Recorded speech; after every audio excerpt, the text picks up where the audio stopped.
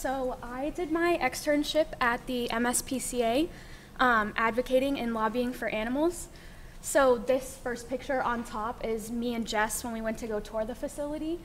Those are actually two MAPP alumni with us. That's Bethany next to Jess and Mariah. Bethany actually works in the advocacy department now. She's the advocacy and community engagement leader, and Mariah works in the community outreach department. I volunteered with her one of the days I was there, helping do stuff like with the pet food pantry like Jess has done. And then this bottom picture is me with Lindsay, who is the staff attorney, and then law enforcement officer Devlon for the MSPCA, and the Worcester ADA Mike Luzo. So the MSPCA stands for the Massachusetts Society for the Prevention of Cruelty Against Animals. And it was started in 1868 by George T. Angel after he was enraged by the fact that two horses were raced to death from Boston to Worcester. In 1915, they opened the first animal hospital. In 1917, their very first shelter, Nevins Farm in Methuen, was opened. In 1935, they opened the Cape Shelter. And then in 1976, they moved to their current location in Jamaica Plain. And you can see the picture of the spay-neuter plate up top that Massachusetts offers. The MSPCA launched their first spay-neuter campaign in 1986. In 1992, they started working on laboratory animal welfare. In 2002, they started doing wildlife programs. And since 2014, they've opened more hospitals and shelter locations in Waltham, Salem, and Danvers. The mission of the MSPCA is to protect animals, relieve their suffering, advance their health and welfare, prevent cruelty, and work for a just and compassionate society. My time there, I was hybrid. I was there on Tuesdays and Thursdays, and otherwise I worked from home. There were a couple days where I got to go to the State House and do lobbying, working with the legislators on different things. The MSPCA Advocacy Department's mission is legislative and public policy work that's essential to bringing about change for animals. They work locally by helping towns pass ordinances. They're currently working on one in my hometown. They're helping work on passing a pet store ban in Braintree to prevent the sale of puppies and kittens because they come from puppy mills and kitty mills all the time, and it's just horrible conditions. They also do, they provide public resources on how to live humanely with wildlife and all that. So the advocacy team is Kara Holmquist, who was my mentor. She is the director of advocacy. Bethany, who, like I said, is an alum. Liz Magner, who will be speaking to you guys at some point. She is the animal advocacy specialist. Lindsay Legier, who is the staff attorney, she's on the advocacy team, but she also works in the law enforcement department, helping prosecute animal abuse cases. And then Melissa Ekval, who is their senior animal protection research and outreach coordinator, who unfortunately I didn't get to work with. She was out on maternity leave for the summer, but I did get to steal her office and have my own office all summer, which was nice, felt official. So this is just a little overview of what I'm going to talk about and what I did, which was lobby day, the circus briefing. I got to attend different hearings. I wrote little articles. I did a lot of website updates and my research paper. So this is me and Bethany again at lobby day, and then the picture below is the people who came to lobby day. So lobby day for animals is where constituents attend meetings with their legislators to ask them to support current animal legislation or to thank them for supporting the animal legislation. So what I did was I called all these legislators' offices, a lot of whom don't pick up the phone, and I had to talk to voicemail, but I had to ask them to meet with their constituents. After they registered and told us their address, I had to go in and find out who their legislators were and then contact that office. And no one had to meet with a legislator alone because I wouldn't want to do that, but they got to go with other people from their towns and stuff because your legislators are by where you live. So I got to set all that up. Then I created information packets with bios on their legislators, the current bills we're working on, and any important information they would need for the day. And then I also worked on I worked at the registration table the day of, helping set up and welcome people in and directing them where to go. These are some of the bills they are working on. So the circus bill, which we're not supposed to call circus bill anymore apparently, bans traveling animal acts from using certain animals in Massachusetts. They're also working on a housing bill that provides protections for those with pets in an economic crisis. Puppies and kittens again, so they're working on that at the state level. At the moment, it's been hard to pass. So they've been doing it in some towns like Firstly. So Boston has one that bans the sale of puppies, kittens, and rabbits, and they're now trying to add guinea pigs to that ordinance because many people, as we all know, will get these animals having no idea what kind of care they entail and then end up surrendering them. So they're working on that.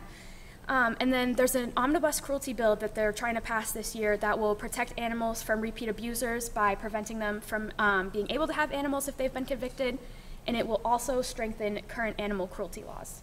So these are just pictures from the MSPCA website. If you look at the other ways to take action, they also have an animal action team, which they'll send like emails and alerts, just to let you know like different things you can do. And then there's all different stuff. The community advocacy leader is Bethany's program that she runs, where she's working with people in different areas of Massachusetts to further legislation. And there's just a ton on their website. It's super helpful.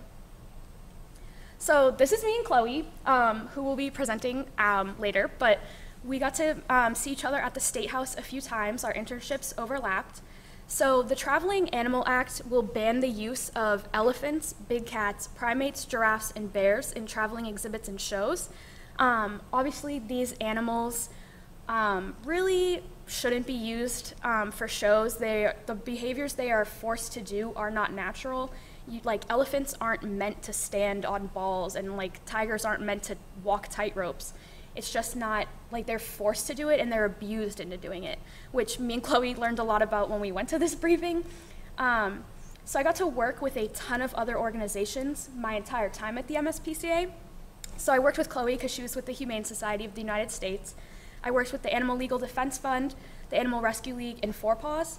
I got to attend all their meetings. My mentor, Kara, was super helpful, and she let me attend like all her meetings with her to learn about everything and see how everything works. So I got to help like with everything like organizing and all of that. And then during the briefing, what we did was we were in the State House lounge where we had all the reps come in and the staff and all that to talk about the Traveling Animal Act so that we could try to get more support for it. So for outreach, speaking of the Traveling Animals Act, this is a picture down the bottom of my email to my own rep, Mark Cusack, of me asking him if he would co-sponsor this bill. My hometown, Braintree, has a ban on these acts already. So I asked him, I sent him an email and I said, our town has already banned this, you're our representative, like would you please co-sponsor this so they know that Braintree doesn't want this? And he sent me an email back saying, thank you for your advocacy, I appreciate your help, and I will sign on. So reaching out is extremely important when it comes to legislators. They do actually want to hear from you. I know some people are probably like, it's just another email, they don't care. Well, in this case, it worked. I mean, it was the second email I sent him because the first one he ignored, but he finally emailed me back, so he agreed to do that. The second picture is a picture I just made for other people to share when we were talking about supporting this bill. I got to write action alerts for the MSPCA newsletter. I got to collaborate on written testimony that we were submitting to the federal legislator. Again, Liz, who will speak to you guys eventually, was working on writing written testimony on the federal Greyhound bill, which will ban greyhound racing in the United States, and it will also ban foreign wagering on the greyhound races, and it will ban the export of greyhounds for racing in foreign countries. Massachusetts has already banned this statewide. The only two greyhound racetracks left are in West Virginia, and they're doing terribly money-wise anyway. They're just a horrible industry and no one's really doing it anymore. So we're trying to get it passed countrywide. So I got to write the testimony with Liz that we were submitting and do a ton of research for her. This is some other stuff I got to do. So as you may have seen on our LinkedIn pages and everything, because Ginny is so nice to share my stuff, I got to write an article for the Pet Gazette. I have a second one coming out next month that I just wrote on my time as an MSPCA extern, just to talk about what I've been doing. I've been meeting with legislators to discuss bills and how to get them moved. I got to go with Kara when she met with one of the legislators about Ollie's Law, which is the bill that would regulate doggy daycares, and got to talk with them about that. I did a lot of website updates. Every year the MSPCA goes through the website and they update all the facts to make sure everything is current. I got to meet all the other advocates, animal professionals, like I mentioned. I did a ton of research on dog kennels. I did research on doves. A woman emailed asking about like if dove releases were humane, so I had to look into that. Turns out they're not. And then one of my favorite things that I did, and I did this actually like 2 weeks ago, was I got to interview this young lady. She's only 11, and she's a Girl Scout. And I got to interview her for a little spotlight on our advocacy page. And she has been pushing for the rodenticide bill to ban second-generation anticoagulant rodenticides. And she actually has met with the legislators. She testified at the hearing, and she's been going around she made a PSA video with her fellow Girl Scouts to spread all this information. And she's only 11. So I felt very inadequate after I met her. But she's doing amazing things, and it was so cool to meet her and her mom and get to talk to her about that. So for my research paper, Lindsay, that I worked with, the staff attorney, had mentioned the topic of the use of lethal force on animals by police, and she had me do some research for her, and I ended up finding so much. So I asked her if I could turn it into my research paper, and she agreed, and she was super helpful. So my paper is called A Look into the Use of Lethal Force on Dogs by Police in Massachusetts and Proposing Alternative Non-Lethal Measures.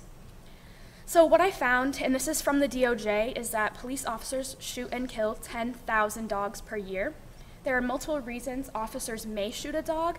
Obviously, if there is an aggressive dog that is a huge threat to everybody, like recently in Peabody this past week, there was a dog that was, it chased this couple onto the roof of a car and was biting them.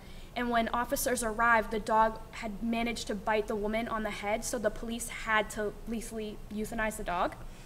But other reasons that have come up is that officers have no training on how to handle dog encounters. There's other states that will mandate this, but there's also a couple cases I found in my research paper where officers just went to the wrong address, and they said that they felt the family dog was a threat, so they shot it. There are currently more dogs than children in U.S. households. Pets are on the rise. People treat them as family, so this is an incredibly hard topic. And the Fourth Amendment states that you cannot unlawfully seize someone's property. Obviously, animals are considered property, which I think is stupid. They're sentient.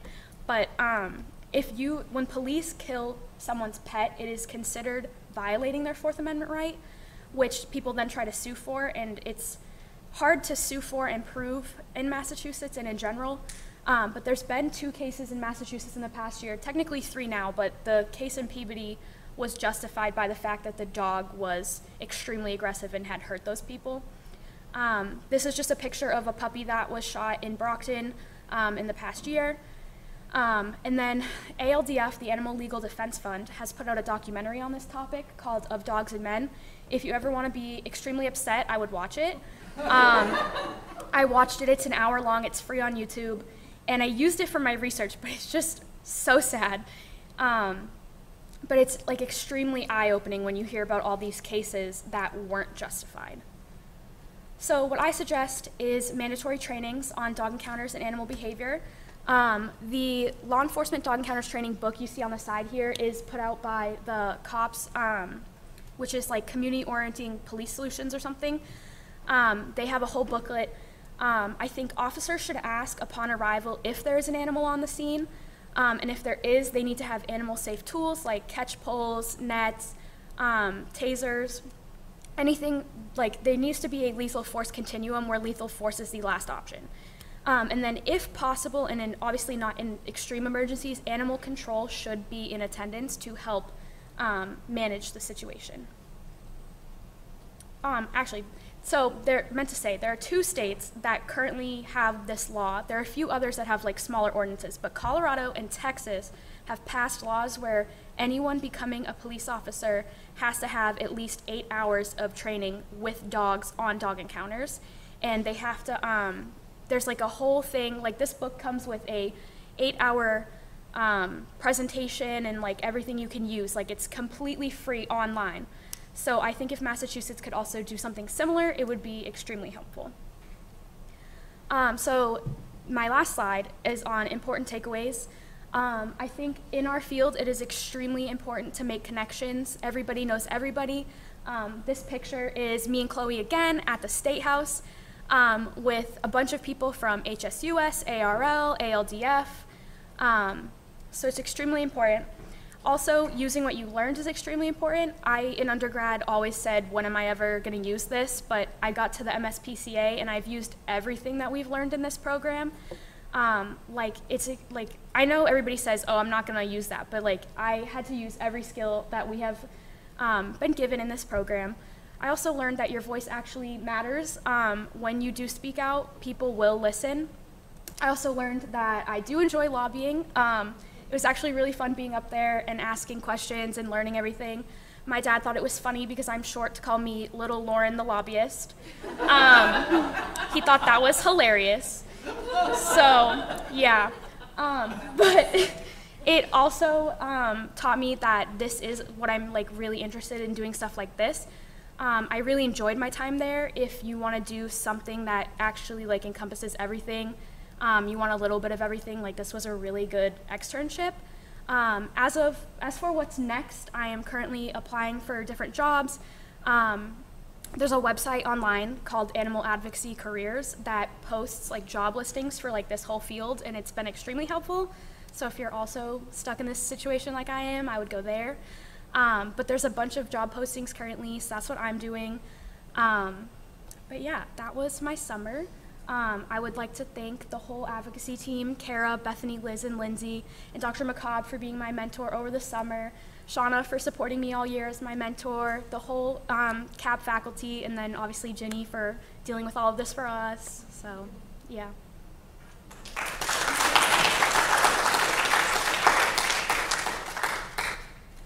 Helene? It's not a question.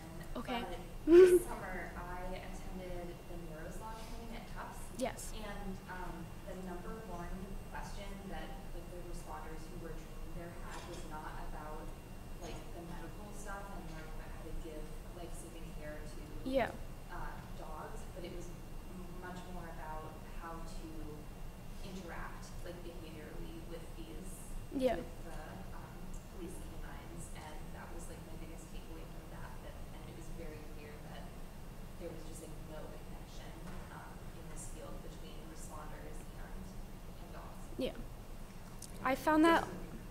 Oh, Helene was saying that there's a disconnect with Nero's Law, which is the law that if there isn't an immediate need for a person to be transported, EMS should take an animal if necessary. I believe it's just police canines, yeah, that they can take them. And she was saying that there's a disconnect between EMS and knowing how to interact with a police canine, which I think is very fair. When I was trying to find information for my paper about whether police have ever been brutally hurt by a dog, there's no information. The only thing that comes up is whether the police canines were hurt. So it's a little hard.